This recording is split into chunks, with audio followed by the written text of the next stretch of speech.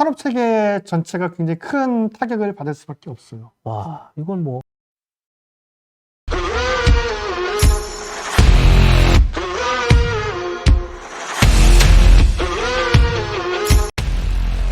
안녕하십니까. 안녕하십니까. 네. 저는 정영길 PD. 저는 고범규입니다. 네.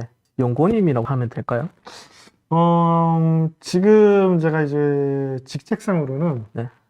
사실과 과학 네트워크에서 정책기획 간사를 맡고 있고, 네. 또 어쩌다 보니까 이번에 이제 최근에 참관한 지구와 에너지라는 인터넷 매체가 있습니다. 거기서도 또 편집위원을 맡게 되어가지고 네. 뭐 편하신 대로 부르면 될 것 같습니다. 네, 알겠습니다. 그럼 과학자님으로. 네, 연구원님의 오늘 할 얘기는 일본 매체에서는 일본 몰락의 시작의 날이라고 표현하고 있는데, 지금 일본의 산업이 완전히 붕괴됐다고. 네, 그게 그런데 지금 우리가 흔히 아는 탈원전, 우리나라에서 일어났던 탈원전 때문에 일어났다고 하는데, 이게 어떤 내용인가요? 일단은 지난 3월 22일 날 네.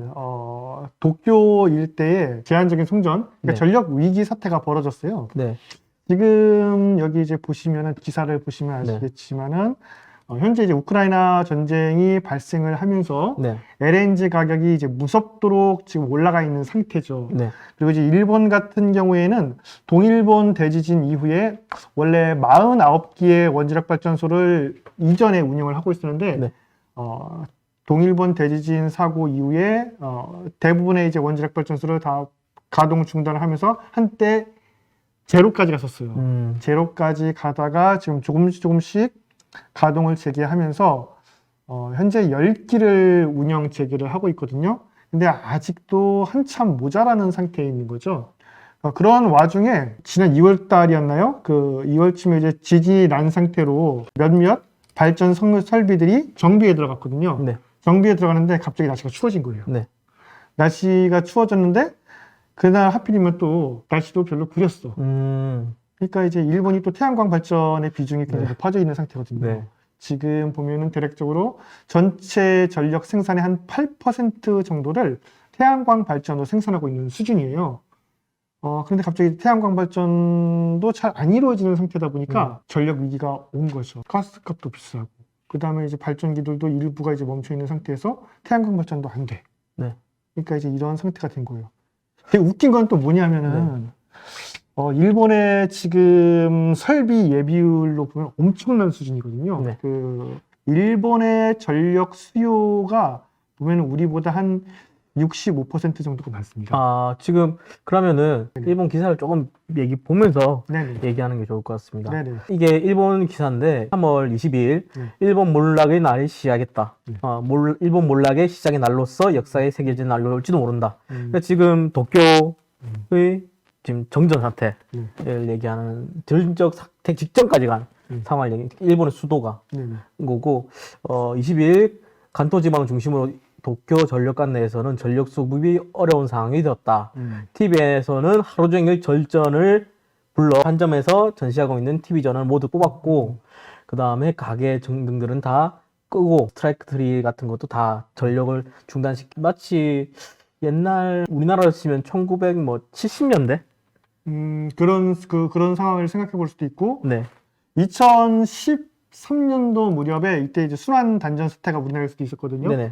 그때랑 지금 비슷한 상황이라고 보시면 돼요. 그런데 교의 정전 위협 사태와 산업이 지금 떠나는 사태가 연결돼 있다고. 아무래도 이제 일본이나 네, 우리나라 혹은 독일, 대만과 같은 국가들은 국가 경제에서 제조업이 차지하는 비중이 굉장히 높죠. 네 맞습니다. 산업 경제가 굉장히 중요한 국가들이고, 네.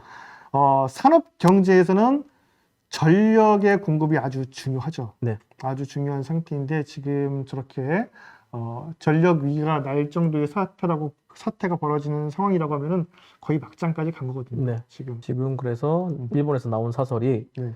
일본의 반복되는 정전 위기 어디까지 몰락했는가에 대한 얘기인데 전력의 수요를 맞출 수 있는 게 거의 꽉 찼다고 봐야 되는 건가요? 그러니까 정확하게 좀 다시 좀 정정을 해드리면은 네, 원래 이제 그 수요량보다 아주 약간만 많게 거의 비슷하게 맞춰서 전력 생산이 이루어져야 되거든요. 네, 정확하게 말씀드리면 이제 수요량이 100이라고 치면은 전력을 생산하는 양은 한 107 정도로 맞춰줘야 돼요. 네. 왜 107 정도로 맞춰줘야 되느냐?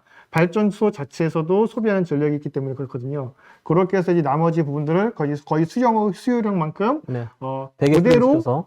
그대로 보내주어야 전력망이 안정적으로 이제 굴러가게 되는 건데 일본 같은 경우에는 한때 96까지 떨어진 거죠. 96% 수준까지. 그래서 수요를 감당 못한 거군요. 예, 수요를 감당 못하니까 정전을 시켜야죠. 왜냐면 거기서 수요 감당을 못하는 쭉 가면 어떤 상황이 벌어지는 겁니까? 그러면 대정전으로 가요.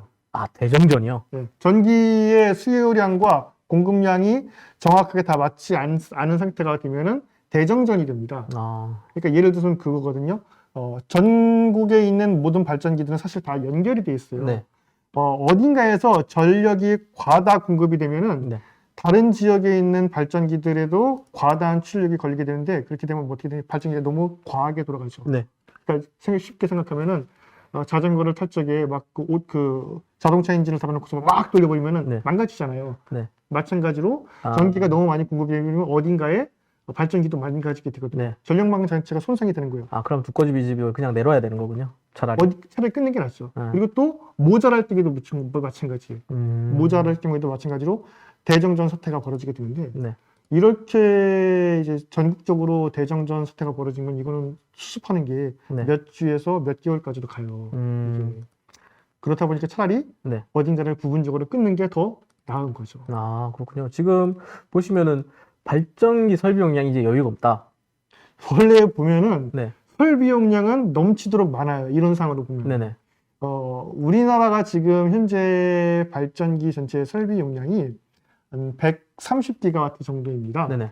일본은 우리보다 한 60% 정도가 더 많아요. 네. 그러니까 원래대로라면 한 200기가와트 정도만 있으면 되거든요. 네. 근데 실제 저 기사를 보시면 아시겠지만은 네. 여기는 아니구나. 실제로 일본에서 지금 가동되는 발전 설비는 200기가와트가 아니라 270기가와트예요. 네. 그러면은 아무 문제가 없어야 되거든요. 그렇죠. 근데 왜 문제가 되느냐? 네. 이 270기가와트 중에서 60기가와트가 태양광 발전소. 그럼 실제로 운영이 안 되는 거군요. 그러니까 이렇게 날씨가 흐린 날 사고가 터지게 되면은 아무 의미가 없는 거죠. 그러면은 뭐 우리나라 같은 장마 기간이 생기면은 뭐 끝나는 거네요. 그러니까 세상에. 아니면은 ESS가 있어야 되거나 네네. 하는 건데 ESS는 여기 지금 크게 이제 두 가지가 있는데 네네. 겨우 양수 발전인가요? 네, 양수 발전소가 전력 생산이 모자랄 적에 이제 담당을 해주는 거예요. 네네. 일본이 사실 세계에서 태양광 발전 설비가 세 번째로 많은 국가거든요. 네. 이렇게 이제 태양광 발전 설비를 늘릴 수 있었던 배경이 무엇이었냐? 양수 발전소가 충분히 많이 있었기 때문이다. 어느 정도로 많냐면은 우리보다 거의 6배가 많아요. 네. 이렇게 이제 많은데 이러한 양수 발전소 설비를 갖추고 있어도 감당을 못했다는 거죠. 그래서 이런 정전 위협이 있는데 이게 사실은 정전이 산업계까지 번졌다고.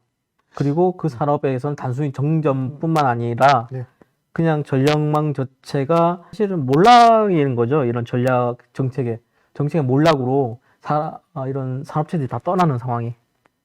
그 전력 수급 자체가 안정적으로 되지도 않거니와 그리고 공급 가격도 이제 너무 비싸지니까 산업체들 입장에서는 메리트가 없죠. 일본 국내에 남아있는 게 메리트가 없어지죠. 그러니까 어떻게 되느냐? 떠날 수밖에 없는 거예요. 지금 기사를 보면 반도체 전력 부족, 지금 일본 자동차 산업이 절벽이 찾아왔다.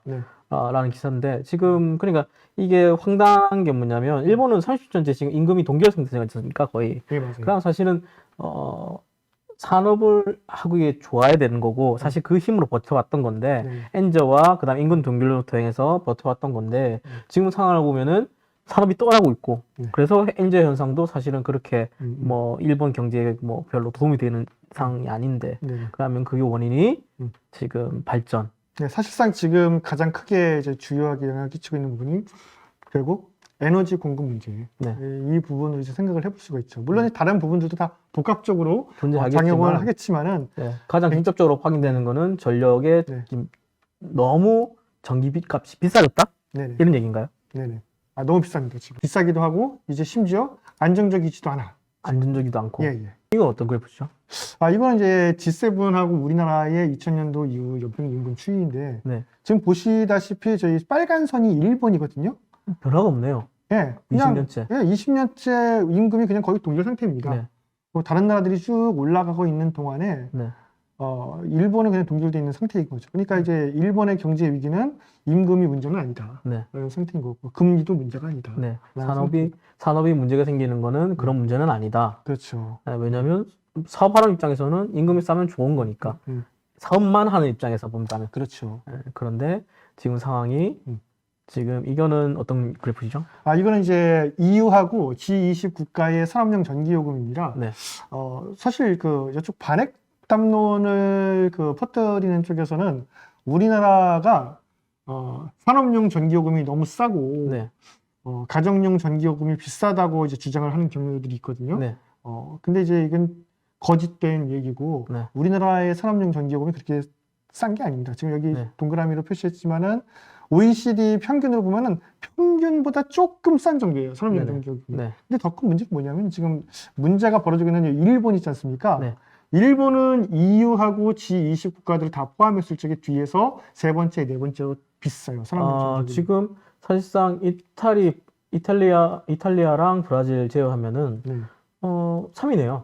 그렇죠. 그리고 이탈리아랑 브라질은 산업을 하는 이런 산업 국가라 보기엔 좀 어려운 거고. 그렇죠. 근데 지금 산업을 주력을 하고 있는 일본이 3위인 거네요. 리트비아, 그 다음에 뭐 뒤에 뭐 약간 3개, 4개 국가들이 네. 보이는 거고. 네. 와, 그러면 이거 산업을 하기엔 좀 힘든 상황인 거네요. 그렇죠. 사실 일본과 독일 네. 그리고 우리나라, 대만이 아까 말씀드린 것처럼 산업 경제의 비중이 굉장히 높은 국가들이다 보니까 네. 이런 나라들은 산업 체계가 제대로 굴러가자면은 전기요금이 저렴해야 되거든요. 네. 근데 일본 같은 경우에는 동일본 대지진 그리고 후쿠시마 원전 사고가 발생한 이후에 원전을 전부 다 가동시켜 버리게 되니까 어떻게 되느냐? LNG 수입량이 확 늘어나 버렸죠. LNG. 그러면서 이제 전기요금이 저렇게 비싸질 수밖에 없는 거예요. 네. LNG가 그렇게 이번에 이제 독일과 유럽의 에너지 수급 위기 사건도 그렇고 일본에서 벌어지고 있는 전력 수급 위기 사건에도 볼 수 있듯이 에너지 안보적인 측면에서 보면은 상당히 불안정한 네. 에너지원에 해당이 되거든요. 그래프가 이런 건가요? 네네. 전력망인데. 네, 전력 비중이죠. 네. 전력 생산 비중인데 네. 지금 이제 빨간색이 가스 발전이고 이제 네. 검은색이라고 해야 되나? 그게 이제 석탄 발전이거든요. 네. 지금 2010년 기준 확 올랐네요. 네, 2020년도에 지금 보면은 가스하고 석탄 발전이 60% 정도를 차지하고 있죠. 네. 60% 정도를 차지하고 있고 그 다음에 기름, 네. 중유 등을 이용한 발전도 거의 9%에 가까워요. 네. 그러니까 전체적으로 보면은 화석 연료에 대한 의존율이 일본 같은 경우는 거의 70% 가까이 가 있는 상태예요. 네. 그 다음에 원자력은 4.57%. 4.57%밖에 안 되고. 한때 네. 일본의 원자력 발전 비중이 우리나라랑 비슷하게 25%에서 네네. 30% 초반 정도를 갔던 국가거든요. 네. 근데 지금은 저렇게 확 떨어진 거죠. 그러면 결국은 탈원전으로 인해서 이런 전력 수급이나 이런 게 불안해졌고, 네. 그 다음에 가스 가격 상승, 이런 부분, 가스를, 이런 게 비용이 비싸지 않습니까? 아무래도. 그러다 보니까 이런 거에 대해서, 전체적으로 가격은 올랐고, 그 다음에 심지어 대응은 안 됐고, 그리고 이번에 우크라이나 사태를 통해서 가스를 공급하는 게 문제가 생기니까 이렇게 정전 사태까지 온 거군요. 그 다음에 태양광 발전은 대폭 늘렸지만 결국은 그거는 수요를 충족시키는커녕 그러면은 전력 생산이 안 되니까. 네. 날씨가 나쁘면은 전력 생산이 안 됩니다. 네, 오히려 전력 생산에 부담을 준 거네요. 그렇죠. 전력 생산 비용만 늘리고 또 이제 전력 생산의 안정성도 해친 거죠.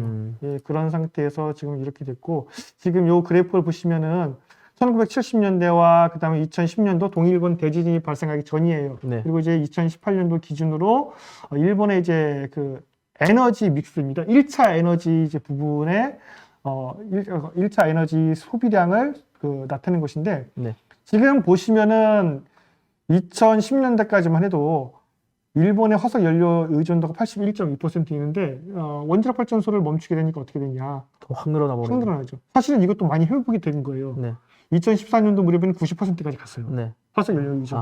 그러면은 기업이 이런 진짜 전기를 많이 사용하는 이런 철강 중공업이나 예. 뭐 아니면 반도체 기업들이 버틸 수가 없네요. 그렇죠. 아, 가격이 안 맞으니까. 그러면은 예. 그 일본 도시바나 네. 아니면 그런 반도체 기업이 왜 무너졌는지가 설명이 쉽게 되네요, 아주. 네, 맞습니다. 아, 반도체 같은 게 전기가 많이 필요하죠. 네, 막대하고 그 다음에 굉장히 안정적인 음. 전기를 공급해야 되는데 그렇죠. 그게 전혀 안 됐던 거네요. 네. 반도체, 자동차, 네. 혹은 철강 산업들 네. 이런 산업들, 그래서 석유, 화학 산업도 마찬가지예요. 네. 전기가 많이 필요하고 에너지 공급이 많이 필요한 부분들인데 이런 데서 다 경쟁력이 떨어질 수밖에 없는 거죠. 아, 그렇군요. 왜냐면 반도체 기업들은 보니까 이 전력 양도 중요하지만 전력이 고르게 안정되게 양질이 들어오지 않으면은 맞습니다. 그 굉장히 미세한 제품들이기 때문에 조금만 문제가 생겨도 큰일이 나서 공장이 뭐 중단되는 사태가 쉽게 발생하더라고요. 네, 맞아요. TS가 MC 같은 경우는 수천억의 뭐 손실이 나기도 하고. 음. 아, 그런 거군요. 네. 아까 전에 봤던 것처럼 네. OECD하고 G20 전체를 따졌을 적에는 산업용 전력 요금의 가격 자체가 앞에서 세 번째로 비싸다. 네. 그런 앞에서 세네 건 번째. 그만큼 LNG나 태양광의 단가가 높다는 거네요. 예. 높다는 어느 거고. 정도냐면 1년에 7천만 톤에서 한 8천만 톤 정도를 수입을 하고 있거든요. 네네. 전 세계에서 제일 많이 수입을 하고 있는 상황이에요. 네네. 지금. 아, 일본이요? 그럼 2위는 어디일까요? 2위는 어디죠? 대한민국이요. 아, 대한민국이요? 네. 지금 이 나와 있는 그래프가 그런 건가요? 그 세계 1위의 LNG 수입 국가하고 네. 2위의 LNG 수입 국가를 나타낸 겁니다. 아, 근데 일본은 뭐 거의 비교가 불가네요. 네. 압도적으로 높죠. 그리고 이제 아까 그래프에도 나와 있었지만은 한때 LNG 발전 비중이 40%까지 갔어요. 아, 40%까지. 네. 원전을 다 멈췄으니까. 네. 아, 지금 그럼 LNG 가격이 지금 나오는 표인가요? 이건 이제 우리나라 기준이거든요. 기준이긴 한데 네. 어차피 어느 정도 참고 삼을 수 있는. 네네. 네네. 원래 이제 요 표에서 보시면 발전 단가를 좀 보시면 되겠는데 네. 원자력 발전 단가 같은 경우는 보통 한 60원 정도를 합니다. 네. 연평균을 따졌을 때 네. 60원 정도를 합니다. 네. 그리고 LNG 같은 경우는 100원에서 120원 사이를 원래 왔다 갔다 해요. 네. 100원에서 120원 사이. 쌀 때는 한 90원대까지 떨어질 때도 있어요. 네. LNG 발전 단가도. 네. 근데 우크라이나발 전쟁 위기가 이제 터지게 되면서 1월 달에 LNG 발전 단가가 205원까지 올라가 버렸고요. 205원까지 올라왔고. 킬로와트 시당. 네. 그 다음에 석탄도 유연탄 발전 같은 경우에도 135.5원. 네. 그러니까 평상시와 비교했을 적에는 거의 한 70% 이상 상승을 한 거예요. 네. 원래 평상시는 한 80원 정도 하거든요. 유연탄이. 근데 지금 이 에너지 수급 위기가 터지게 되면서 지금 저런 상황이 펼쳐지게 된 거고 2월 달은 더 올라갔어요. 네. 2월 달은 그 위로 올려본 분 아시겠지만은 어느 정도로 가격이 올라갔냐? LNG 같은 경우는 247원. 247원. 평상시하고 비교하면 약 2.5배 정도가 비싼 상황인 겁니다. 그러니까 지금 해외 쪽에서는 네. 2배까지 더 올라갈 수 있다. 2배 이상이죠. 2배 이상으로 올라갈 수 있다면 감당이 안 되는 거네요. 사실 네. 지금 옆에 태양광은 뭐 149원이라고 적혀 있긴 하지만 태양광은 어차피 네. 지금 가동을 못 하는 거니까 가동을 제기를 하는 건 못 하니까 사실상 태양광의 발전도 지금 LNG 발전에 그냥 포함된다고 봐야 되는 거지 않습니까? LNG하고 태양광은 어차피 같이 가요. 네. 어차피 태양광은 지금 우리나라 일부에서는 발전으로서 역할을 못 하니까. 그러니까 전기를 생산하긴 하는데 쓸모없는 전기죠, 거의 대부분. 네. 그렇게 돼 버리니까 그러면은 지금 이래 버리면 너무 위험하네요. 네. 그래서 일본 내에서는 지금 산업 관련 이런 보도들이 공포심에 빠져 있는 상태더라고요. 네네. 근데 충분히 그럴 법하지 않습니까? 네. 우리나라도 지금 위험하죠. 지금 상황을 봤을 적에는. 네. 원래대로 원래 문재인 정부에서 추진했던 8차, 9차 전력 수급 계획이 아니라 이전에 이제 수립되었던 7차 전력 수급 계획대로 갔다면 지금쯤이면은 원자력 발전 비중이 40% 정도가 되었어야 돼요. 네. 근데 지금 40%가 아니라 문재인 정부 시기에는 23%, 한 26% 이렇게 가다가 작년에 겨우 한 29%가 된 거거든요. 작년에 겨우. 네네. 원래는 40%가 되었어야 된다고요. 그러면 결국 일본은 네. 탈원전으로 인해서 완전히 박살이 났고 전력이 그러면서 그렇죠. 산업의 기반이 완전히 무너지는 사태까지 벌어졌었고 그렇죠. 우리는 그나마 탈원전은 있었지만 그나마 원전을 좀 돌리고 있었는데 네. 향후에 이렇게 LNG가 많이 필요한 시점이 오면은 네. 지금 이때까지 있었던 탈원전 정책으로 인해서 네. 상당한 국가의 부담이 일어나겠군요. 맞습니다. 네. 와, 그러니까 산업 체계 전체가 굉장히 큰 타격을 받을 수밖에 없어요. 와, 이건 뭐 그러면 뭐 독일이나 이런 데는 어떻게 하고 있나요? 독일 같은 경우에는 네. 굉장히 약삭빠르게 지금 대처를 하고 있는 건데, 아, 이게 예, 그래프인가요? 예, 요거는 이제 독일의 산업용 전력의 그래프인데 잘 보시면은 저 검은색이 전기를 가장 많이 쓰는 대규모 사업장이에요. 네, 대규모 사업장의 전력 요금이 제일 쌉니다. 네, 그리고 전기를 적게 쓰는 사업장일수록 점점 비싸지죠. 네, 예. 그래서 이제 저쪽 파란색 같은 경우에는 1년에 500에서 2000메가와트 시 정도의 전기를 쓰는 그 사업장들의 경우에는 제일 비싼 전기요금을 내요. 네, 그러니까 주로 독일도 수출을 해서 먹고 사는 국가다 보니까 수출에 주로 기여하는 대규모 사업장들 같은 경우에는 값싼 전기를 공급을 해서 경쟁력을 확보시켜주는 거죠. 네. 그리고 가정용이나 네. 좀 이렇게 적게 쓰는 곳은 네. 아주 비싸게 아주 비싸게. 먹이는 거고 그게 우리나라의 뭐 몇 배가 된다고요? 독일의 가정용 전기요금 같은 경우에는 우리나라하고 비교했을 때 지금 현재는 거의 4배 가까이 비싸요. 4배 가까이요? 네. 그럼 뭐 뭘 못 키겠네요. 와. 그런데 우리나라의 탈원전 네. 원전 세력들은 지금 뭐 거의 뭐 굉장히 이상한 행동들을 하고 있다. 여기에 만족하지 않고 지금 원자력 발전소를 계속 폐쇄해야 된다고 주장을 하는 걸 넘어서서 네네. 철강 산업 같은 경우도 지금 공격을 하고 있거든요. 네. 포스코가 지금 삼척에 석탄 화력 발전소도 짓고 있고 네. 또 기존에 제철소도 운영을 하고 있지 않습니까? 그러면서 지금 여기 지금 화면에 나가는 것처럼 국내에서 그 매년마다 8천만 톤의 네. 온실가스를 배출하고 있는 나쁜 기업이다라고 지금 주장을 하는 거예요. 아, 지금 이게 그 사람들의 포스터인 거군요. 예, 녹색연합이라든가 네. 뭐 이제 뭐 이런 반핵단체들에서 네. 주장을 하는 건데 저게 정말 굉장히 잘못된 행동이고 우리나라에게 국익에 막대한 악영향을 끼치는 행위인데 왜 그러냐면은 어차피 어디서든지 철강은 생산돼야 되죠. 네. 이 철 없이 살 수 없는 국가는 아무 데도 없어요. 네. 그런데 철강 생산 과정에서는 온실가스가 많이 배출이 된단 말이에요. 네.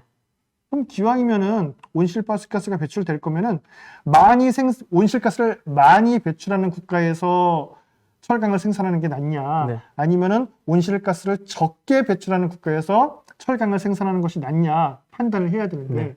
그러면 당연히 온실가스를 적게 배출하는 국가에서 철을 생산해야 되죠. 네. 그런 건 전 지구적인 네. 개념에서는 맞는 거고 네네. 그리고 심지어 우리나라가 그렇게 철강 생산에 돈을 벌어야 우리 생존할 수 있는 거지 않습니까? 그렇죠. 우리 국익에도 이인이 되는 거고, 네. 우리는 실제로 철강을 생산하는 과정에서 가장 적게 온실가스를 배출하는 국가예요. 네. 우리나라가. 그런데 지금 철강 생각하지 마라. 네. 그럼- 우리가 생산을 해야 전 지구적으로도 환경적인 이득이 있는 거고, 우리에게도 경제적인 이득이 있는 거거든요. 네. 근데 얘들은 지금 포스코를 나쁜 기업이라고 지금 몰아가면서 네. 공격을 하고 있단 말이죠. 이거는 국익 관점에서도 안 맞고 세계 전 지구적인 환경 관점에서도 대단히 잘못된 행동이죠. 네.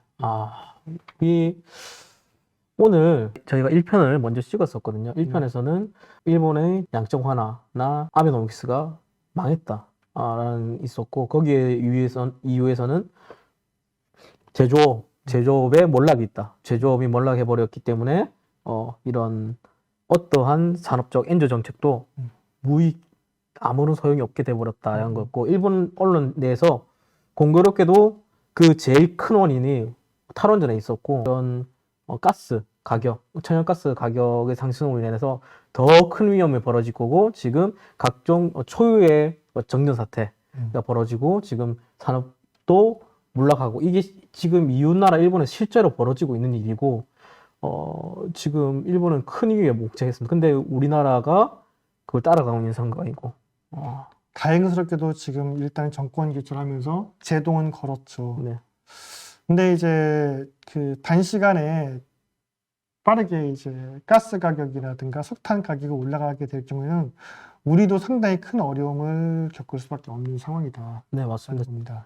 이게 지금 상황에서 사실은 원자력이 한 60에서 60% 정도는 돼야 제가 보기에는 좀 괜찮지 않을까 싶은데 지금 뭐 건설이나 이런 게 다 중단되었으니까 네네. 그리고 이미 돌로 가려고 다 뭐 가동 중단시키려고 하고 있었으니까 그래서 그 조금 저희 우리나라도 그렇게 왜냐면 우리나라가 가스 수입 2위 국가니까요. 네네. 일본은 망한 거고 우리는 굉장히 위험한 거고 맞습니다. 네, 그런 상황입니다. 저희가 뭐 일본이 저렇게 됐다고 웃을 수 있는 상황은 절대 아니다.